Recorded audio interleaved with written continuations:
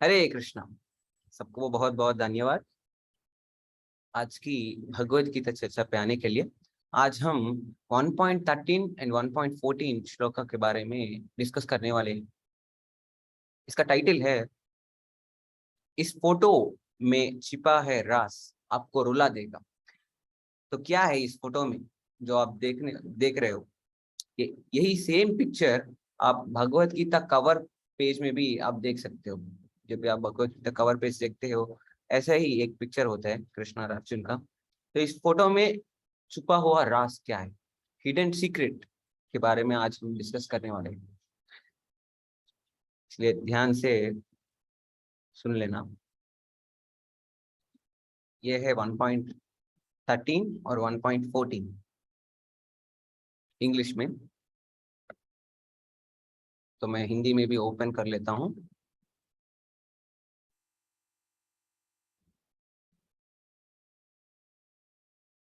हाँ, हिंदी में यहाँ पे ततः शंकाश्च भैर्यश्च पनवानक गोमुख सहसैवाभ्यहन्यन्त सशब्दस्तुमुलोऽभवत्। तत्पश्चात् शंख नगाढ़े बिहुल तुरही तथा सिंह सहसा एक साथ बज उठे। वह संवेद स्वर अत्यंत कोलाहल पूर्ण था। बहुत बड़ा हिंदी है, ठीक है। तो ये इंग्लिश में है। After that the conches, drums, bugles, trumpets and horns were all suddenly sounded and the combined sound was tumultuous। मतलब जो भी कॉन्शल्स है, शंख है, ड्रम्स है, बगल्स है, ये सब का साउंड आया है। तो ये क्या है? तो अभी तक क्या हुआ? अभी तक 12 श्लोकास हुआ है। पहले धृतराष्ट्र ने एक प्रश्न पूछा कि कुरुक्षेत्र युद्ध में क्या हो रहा है। तो इसका समाधान संजय ने दिया, जो अपने दिव्य दृष्टि से पूरा कुरुक्षेत्र में जो भी हो रहा है वो सब देख सकते हैं। तो वो देख रहा कि दुर्योधन ने शत्रु सैन्य और अपने सैन्य में जो भी योद्धा है उसके बारे में पूरा एनालिसिस द्रोणाचार्य को रिपोर्ट दिया है। और देने के बाद, पूरा एनालिसिस बताने के बाद दुर्योधन का स्पीच खत्म हो गया और उसका रेस्पॉन्स में भीष्म पितामह ने अपना शंख बजाया। अपना शंख इतना पावरफुल जैसे शंख को बजाया, ऐसे लगा कि सिंह की रोर जैसा, सिंह की गर्जन जैसा लगा सबको। तो इतना पावरफुल शंख बजने के बाद सब सैन्य लोग जो भी मिलिट्री में है, सब लोग अपने अपने जो भी योद्धा है उनके पास भी शंख होता है, वो भी बजाया। और ड्रम्स, बगल, ट्रम्पेट्स ये सब बजाया है। तो ये सब बजाने से ये पूरा सैन्य को बताना चाहता है कि अभी युद्ध चालू होने वाला है। हमारा कमांडर भीष्मदेव ने युद्ध स्टार्ट करने वाला है और हम भी उसको सपोर्ट करके हम आगे बढ़ेंगे और युद्ध करेंगे और युद्ध जीतेंगे। ऐसे पूरा इंस्पिरेशन और पूरा एटमॉस्फेयर, अच्छा पॉजिटिव वाइब्स आ गया है सबको कि ऐसा स्पोर्टिव वाइब्स आ गया। मतलब अभी हम स्टार्ट करने वाले हैं, आगे जाएंगे, ऐसा ऐसा फील आया सबको। तो इस ऐसे हम ऐसा एनवायरनमेंट हम देख सकते हैं कि युद्ध के पहले इतना पावरफुल साउंड, इतना कंबाइंड साउंड, बहुत टमल्टस जैसे बहुत पावरफुल बड़ा साउंड आया है, जैसे एक एक्सप्लोजन होता है वैसे इतना बहुत बड़ा साउंड। मतलब एक दो व्यक्ति जब साउंड करते हैं, सब नॉइस करते हैं, चलता है, लेकिन इतने लाखों में जब लोग साउंड करते हैं वो बहुत ज्यादा साउंड देता है। इतना साउंड सुनने के बाद क्या हुआ? ये है 1.14। ये है इंपॉर्टेंट श्लोका, आज हम डिस्कस करने वाले हैं।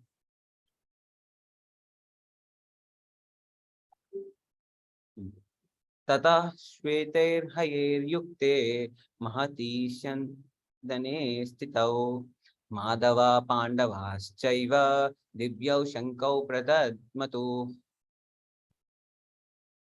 हाँ, दूसरी ओर से श्वेत घोड़ों द्वारा खींचे जाने वाले विशाल रथ पर आसीन कृष्ण तथा अर्जुन ने अपने अपने दिव्य शंख बजाए।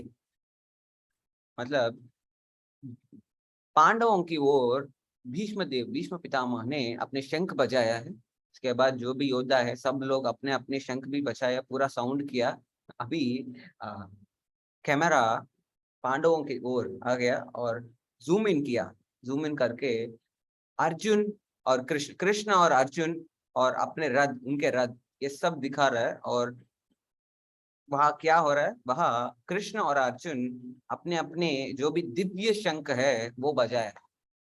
ठीक है, तो अभी ये दिव्य शंख क्या है? पहले जब भीष्म ने बजाया तब उसको हम संजय ने केवल शंख बोला है, दिव्य शंख नहीं बोला। इधर दिव्य शंख बोला क्योंकि श्री कृष्ण भगवान हैं, तो इसलिए वो और उनका जो भी वस्तुएं है सब दिव्य होता है, आध्यात्मिक होता है। और पांडवों में अर्जुन भी श्री कृष्ण का शुद्ध भक्त है, इसलिए उसका शंख भी दिव्य है। और यहाँ पे पूरा सेटअप जो भी है वो पूरा बता रहा है संजय, क्या है सीन में। सीन में आप देख सकते हैं, ये है पूरा सीन। एक रथ है, रथ में अर्जुन बैठा हुआ है, खड़े हुआ है। और उसके पास पूरा वेपन्स है। और इस रथ को श्री कृष्ण ड्राइव कर रहा है, तो वो चैरियटियर बन गया है, चैरियट का ड्राइवर बन गया है, अर्जुन का ड्राइवर बन गया है। और इस महारथ एक गिफ्ट है, अग्निदेव का एक गिफ्ट है, एक वरदान है। इससे कहाँ पे भी हम बहुत पावरफुल से फाइट कर सकते हैं। तो ये अग्निदेव का ब्लेसिंग है। और इस रथ के ऊपर अ, हनुमान हनुमान का एक फ्लैग भी है, और स्वयं भगवान श्री कृष्ण ही ड्राइविंग कर रहा है। तो ये सब क्या है, ये सब साइंस ऑफ विक्ट्री है। और इस रथ के आगे घोड़े हैं, हॉर्सेस है, वाइट हॉर्सेस। तो ये सब चीजें क्या बता रहे हैं, ये दिव्य शंख और दोनों दिव्य शंख बजा रहे, पूरा पांडवों, पूरा कौरवों को ऐसा एक चीज बता रहा है कि ये जीतने वाले हैं युद्ध में। तो ऐसे चीज बता रहा है, ये साइंस ऑफ विक्ट्री है पूरा। तभी इस सीन को हम थोड़ा और ध्यान से देखना, इस पिक्चर में क्या है। तो अभी इस श्लोक से एक लेसन हम ले सकते हैं। Quote, Krishna's entrance into Bhagavad Gita highlights his message of love. मतलब श्री कृष्ण भगवान जब भगवत गीता में एंटर किया तो वो एक चीज हाईलाइट कर रहा है, तो वो है अपने मैसेज ऑफ लव, अपने इस प्यार के बारे में, इस भक्ति के बारे में एक बहुत बहुत चीज, बहुत बहुत इंपॉर्टेंट चीज वो हाईलाइट कर रहा है। चलो, अभी अभी तक जो भी श्लोक हुआ है, 13 श्लोकास है, तो इसमें एक जगह पे भी आपको कृष्ण का नाम ही नहीं मिलता है। दुर्योधन ने पूरा पूरा टॉप टू बॉटम पूरा कुरुक्षेत्र में जो भी योद्धा है पूरा एनालिसिस किया, लेकिन वो बहुत इंपॉर्टेंट व्यक्ति कृष्ण को भूल ही गया। तो अभी कुरुक्षेत्र में भगवत गीता में श्री कृष्ण का एंट्री इस श्लोक से हुआ है। श्री कृष्ण ने बात नहीं किया, लेकिन उसका एंट्री तो इस श्लोक से हुआ है। हमें श्री कृष्ण को कुरुक्षेत्र में एक हीरो की रोल दे सकते। क्यों श्री कृष्ण हीरो, क्यों? क्योंकि जब बाद में अर्जुन एक वियोग में चला जाता है, एक विषाद स्थिति में चला जाता है, तो उसको श्री कृष्ण कंसोल करके, कंसोलिडेट करके, उसको सपोर्ट करके अपने दिव्य ज्ञान को दिया, देने से अर्जुन को स्टेबिलिटी मिला, तो वो युद्ध करने के लिए चालू हो गया। तो ऐसे उसने अपने कुरुक्षेत्र में जो भी प्रॉब्लम है उसको सॉल्व किया, अर्जुन का प्रॉब्लम को सॉल्व किया। इसलिए श्री कृष्ण इस इस कुरुक्षेत्र, इस भगवत गीता का हीरो। अभी अब मूवीज में देखते हैं कि मूवी की स्टार्टिंग में, सिनेमा के स्टार्टिंग में हीरो हीरो का एंट्री होता है, हीरो का एंट्री होता है और वो बहुत सिनेमैटिक जैसे होता है। जैसे कि आप समझ सकते हो कि जब एक हीरोइन होता है और विलेंस उसको डिस्टर्ब कर रहे हैं, टॉर्चर कर रहे हैं, तो सडनली उस सीन में एक कार आ जाता है और वो भी हवा में उड़ के आ जाता है इस सीन में, और बहुत फास्ट फास्ट कार आता है, इतना फास्ट आता है और वो अ, थोड़ा ब्रेक करके पूरा ऐसे वैसे करके वो कार 360 डिग्री रोटेट होता है और सडनली हीरो उस एक साइड डोर में से बाहर आ जाता है, और जब वो बाहर आ रहा है तब भी वो कार रोटेट हो रहा है साइड में। तो ऐसे बहुत फील आ जाता है।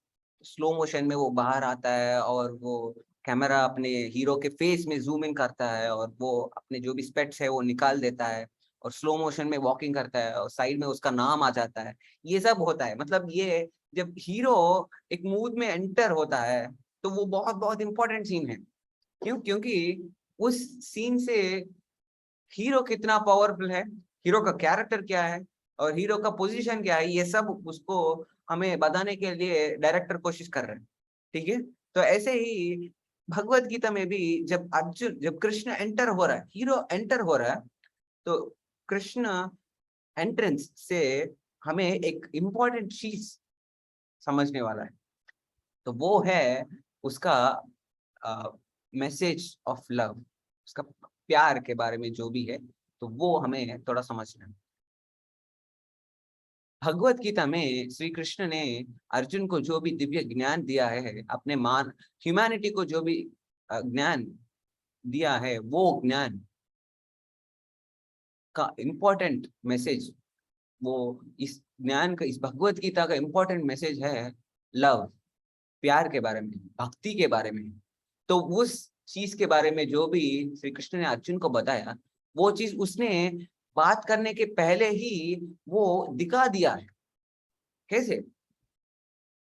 यहाँ पे आप ये पिक्चर देख सकते हैं कि श्री कृष्ण स्वयं भगवान, देवादिदेव श्री कृष्ण स्वयं भगवान होने के बावजूद भी वो इस रथ में अर्जुन का सारथी बनने के लिए भी तैयार हो गया, रेडी हो गया। तो अर्जुन एक नॉर्मल लिविंग बीइंग है, एक मामूल एक सामान्य व्यक्ति है, तो उस व्यक्ति का रथ भी ड्राइविंग करने के लिए श्री कृष्ण रेडी हो गया। अभी ड्राइविंग में क्या है, आप सोच सकते हो, लेकिन जब आप देखते हैं कि एक बहुत बड़ा फेमस आदमी होता है, वो एक कार में चलता है, तो उस कार का एक ड्राइवर होता है, तो उस कार का ड्राइवर को बहुत बहुत लो पोजीशन देता है, मतलब उसको नेग्लेक्ट करता है सब लोग। वो ड्राइवर तो उस कार को मेंटेन करता है, ये सब करता है, लेकिन वो पूरा सीन में इम्पोर्टेंट कैरेक्टर किसका है?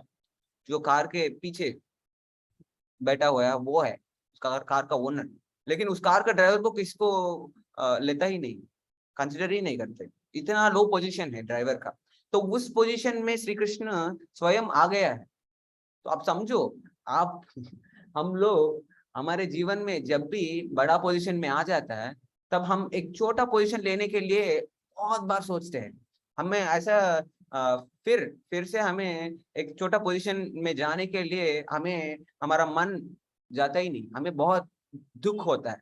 अरे मैं इतना पावरफुल, इतना बड़ा व्यक्ति, ऐसे ऐसे पोजीशन में ऐसे ड्राइविंग करना, नहीं नहीं मैं नहीं करूंगा, ऐसे होता है फीलिंग।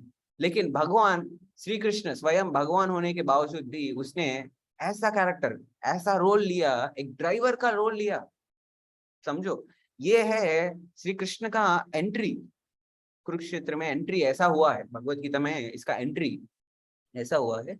इससे भगवान श्री कृष्ण अपने अर्जुन, अपने प्रिय भक्त अर्जुन और पूरा ह्यूमैनिटी के ऊपर उसका जो भी लव है, रेस्पेक्ट है, केयरिंग है, ये सब वो इधर दिखा रहा है। ठीक है, और हमारा एक ऐसा सोच होता है कि भगवान मतलब पूरा पूरा ऊपर होता है और क्लाउड्स के ऊपर होता है, हम दिखता नहीं, हमें वो हमें एक्सेसिबल नहीं होता है, हमें उसको अप्रोच नहीं कर सकते, और ऐसा बहुत चीजें होता है, हमें लगता है कि अरे भगवान है, सबको उससे डरना है, ऐसा ऐसा बहुत सोच होता है सबको कि भगवान मतलब ऐसा होता है वैसा होता है। हमें सबको उससे डर के वो जो भी वो बोलते हैं हमें उसको फॉलो करना है। वो हमें उतना कंसिडर नहीं करते क्योंकि बहुत बड़ा प्रपंच है, बहुत बड़ा विश्व है, हम इतना छोटा, हमारे बारे में क्यों सोचते हैं भगवान। ये सब चीजें होता है, लेकिन श्री कृष्ण ये सबको हटाने के लिए, ये सब मिथ्स को बस्ट करने के लिए इस रोल लिया है। तो वो हमें बता रहा है कि सबके ऊपर उसका कितना प्यार है। आप समझ सकते हैं कि अरे वो तो अर्जुन को बताया, अर्जुन का ड्राइवर लिया है, लेकिन अभी हम भी उसके बारे में चर्चा कर रहे हैं ना। जो भी श्री कृष्ण ने भगवत गीता दिया है वो अभी भी हम चर्चा कर रहे हैं। मतलब भगवान स्वयं श्री कृष्ण जो भी अर्जुन को दिया है वो हमें भी एक तरीके से हमें वो दिया है। वो एक पूरा प्रोसेस है जो भी। तो ऐसे उनका प्यार वो प्रेजेंट कर रहे हैं। जो भी वो बोलने वाले हैं उसके बारे में और उसके ऊपर स्वयं उसने प्रैक्टिस करके हमें दिखा रहा है कि प्यार उसका इम्पोर्टेंट मैसेज कैसे है। तो इससे हम हमें ये चीज समझ में आ जाता है कि जब हम अपने जीवन में कुछ प्रॉब्लम होते हैं, बहुत लोग बोलते हैं कि भगवत गीता में कोई भी पेज ओपन करो और कोई भी श्लोक ओपन करके पढ़ो और आपका प्रॉब्लम सॉल्व हो जाएगी। लेकिन वो भी जरूरत नहीं, आपको ओपन ही नहीं करना है। पहले आगे जो भी कवर पेज है वो देखना, वो देख के आपको थोड़ा अंडरस्टैंडिंग होना है। भगवान श्री कृष्ण एक भगवान है। तो जब आपको ऐसे दृष्टि से जब आप देखते हैं तो वो कवर पेज देख के आपके आंखों में आंसू आ जाता है, टीयर्स आ जाता है। जब आपको असली में भगवान की श्री कृष्ण की स्थिति समझ में आता है और वो स्वयं इस ड्राइवर की पोजीशन वो ले लेता है, ऐसे ये अंडरस्टैंडिंग आपको असली में आ जाता है, तब तब आता है भगवत गीता का चालू। तब हमें भगवत गीता के अंदर जा सकते हैं। तो उस पर्सपेक्टिव से, उस अंडरस्टैंडिंग से हमें भगवत गीता को देखना है। केवल बस एक व्यक्ति है, उसका एक थोड़ा बहुत ज्यादा अंडरस्टैंडिंग है अपने जीवन में, तो इसलिए वो थोड़ा थोड़ा बताया वो ठीक है, ऐसा नहीं। ऐसा नहीं होता है भगवत गीता। स्वयं भगवान श्री कृष्ण ने दिया है और वो भी आ, केवल बोलते नहीं, वो प्रैक्टिस कर रहे हैं कि प्यार कैसा होता है। प्यार ऐसा होता है कि जब हम प्यार करते हैं तो हमारा पोजीशन आगे नहीं आता है। दूसरे जिसको हम प्यार करते हैं, जिसको हमें सर्व करते हैं, तो हम उसके नीचे होते हैं। जब कृष्ण ने एक नीचे पोजीशन लिया है, छोटा पोजीशन लिया है, तो उससे उसका दिव्य स्थिति, आध्यात्मिक स्थिति और उसका प्रेम ये सब दिख रहा है। इतना इतना प्यार है उसका अपने डिवोटीज और अपने भक्तों और अपने जीवों के ऊपर, ये सब हमें दिखता है। तो इसीलिए एक मैसेज, इस मैसेज को हमें ध्यान से समझना है। Krishna's entry in Gita highlights his message of love. एक और चीज है कि जब भगवत गीता में जो भी बात कर रहा है, जो भी नॉलेज दे रहा है श्री कृष्ण ने अर्जुन को, तो श्री कृष्ण ने ऐसा नहीं किया कि चलो ठीक है मैं अभी भगवत गीता बोलने वाला हूँ, मैं 10 पॉइंट दे देता हूँ और 10 रूल्स आपको फॉलो करने हैं, बस हो गया, मैं अभी जा रहा हूँ। ऐसा नहीं है। ऐसा नहीं कि वो कुछ रूल्स दिया और चले गए, नहीं। उसने अर्जुन का स्थिति को समझा। तो पहले फर्स्ट चैप्टर पूरा श्री कृष्ण ने कुछ नहीं बोला, क्योंकि श्री कृष्ण केवल बोल के चले जाने के लिए नहीं, पहले अर्जुन को समझा। अर्जुन का स्थिति क्या है, अर्जुन का सोच क्या है, ये सब समझा। उसके बाद अर्जुन को क्या चाहिए उसके बारे में समझा। तो जब अर्जुन ने कृष्ण को पूछा कि धर्म क्या है, हम क्या करना है, तो ये पूरा एक्सप्लेन किया श्री कृष्ण ने। केवल एक्सप्लेन नहीं, उसको ऐसे एक्सप्लेन किया कि पूरा जो भी अर्जुन का प्रश्न है वो सब सुन के, ध्यान से, पेशेंसी से वो सब सुन के उसका रेस्पॉन्स भी दिया। फुल डिटेल में उसने अर्जुन को बताया। अर्जुन को पूरा समझ में आ गया है बात, तो वो युद्ध करने के लिए रेडी हो गया। तो ऐसे श्री कृष्ण भगवान होने के बावजूद भी उसने अर्जुन एक साधारण व्यक्ति, एक व्यक्ति का इंडिविजुअल, एक ह्यूमन इंटेलिजेंस और ह्यूमन पोजीशन को उसने रेस्पेक्ट दिया है। ऐसा नहीं कि मैं ऐसा हूँ, बड़ा हूँ, आपको मैं ऐसा कंसिडर ही नहीं करता, ऐसा नहीं है। श्री कृष्ण को ईगो नहीं होता है, श्री कृष्ण को ऐसा नहीं होता। श्री कृष्ण दिव्य है, आध्यात्मिक है, और श्री कृष्ण भगवान है, हमें बहुत प्यार करते हैं। हमें बस वो हमें पता नहीं कि वो कितना प्यार करता है, लेकिन ये सीन देख के हमें समझना है कि हमें, हम जैसे भी हो सकते हैं, लेकिन भगवान हमेशा हमारे हृदय में परमात्मा के रूप से, हम जब हम कब उसके ऊपर देखते हैं और उसकी तरफ खड़े हो जाते हैं, उस टाइम के लिए हमेशा हमेशा के लिए वो वेट करता ही रहता है। वो ट्राई करता रहता है कि जब ये व्यक्ति मेरे तरह से टर्न होता है और मैं उसको अपना प्यार दिखा सकता हूँ। हमेशा हमेशा के लिए वो प्यार देता ही रहता है, लेकिन हमें वो समझ में नहीं आता है। तो ये इसने ऐसे ही अर्जुन को, अर्जुन एक नॉर्मल ह्यूमन होता है और उसका इंटेलिजेंस और उसका पोजीशन को इसने रेस्पेक्ट किया, उसका इंडिविजुअलिटी को रेस्पेक्ट किया। ऐसा नहीं किया कि चलो युद्ध करो, मैं बोल रहा हूँ ना युद्ध करो, ऐसा नहीं। ऐसा नहीं कि क्यों युद्ध करना है, कैसे करना है, अर्जुन को क्या क्या लग रहा है, तो उसको कैसे समझाऊं, ये सब सोच के उसने बताया। केवल करो करो ऐसा नहीं, करो करो कैश करो, नहीं ऐसा नहीं। ठीक है, तो वो है हमारा आज का लेसन। कल हम 1.15 के बारे में चर्चा करते हैं। हरे कृष्णा। आपको जो भी प्रश्न है और कमेंट्स है, सजेशंस है, जो भी आप कमेंट बॉक्स में जरूर मैसेज करना, और इस वीडियो को आप अपने फ्रेंड्स को शेयर करना। Hare Krishna. Thank you so much.